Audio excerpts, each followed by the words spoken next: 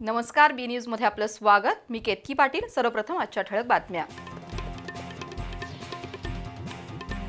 अखेर पावसाची दमदार हजेरी। अर्ध्या तासाच्या मुसळधार पावसामुळे शहराच्या सखल भागात आणि अनेक रस्त्यांवर साचलं पाणी।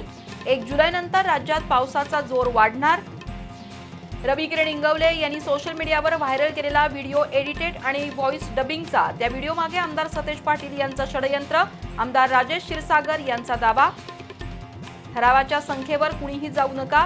गोकुळ दूध संघाच्या निवडणुकीत महायुती एकत्रच। नामदार चंद्रकांत दादा पाटील आणि खासदार धनंजय महाडिक यांचा खुलासा। सोमवारी भाजपच्या वतीने जोरदार शक्ती प्रदर्शन करत दाखल होणार ठराव। भिंतीत उगवलेलं झाड हटवताना कोल्हापुरातील गंजी गल्लीतील जुनी इमारत कोसळली, तर शेजारच्या इमारतीलाही गेले तडे। महापालिकेकडून दोन्ही इमारती उतरवून घेण्याची नोटीस।